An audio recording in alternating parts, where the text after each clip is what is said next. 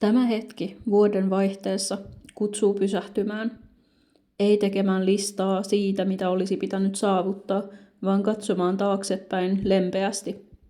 Mitä tämä vuosi opetti minulle? Mitä se antoi? Ja mitä se otti pois? Ehkä saavutukset eivät olleet näkyviä.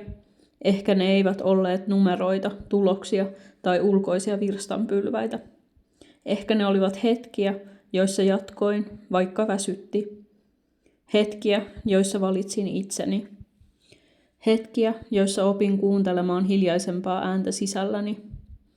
Voiko olla kiitollinen myös niistä hetkistä, joita en olisi halunnut? Niistä päivistä, joissa mikään ei tuntunut etenemään. Niistä tunteista, joita olisin mieluummin väistänyt. Ehkä juuri ne hetket muovasivat minua eniten. Luonto ei kiirehdi.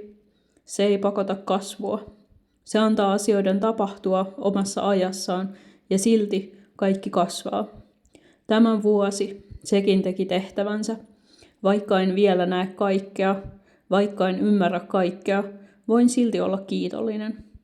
Kiitollinen siitä, että olen yhä täällä. Kiitollinen siitä, että opin jotakin itsestäni. Kiitollinen siitä, että uskalsin pysähtyä hetkeksi. Kun uusi vuosi alkaa, en pyydä itseltäni enempää. Pyydän vain lempeyttä, läsnäoloa, rohkeutta kulkea eteenpäin, yksi askel kerrallaan.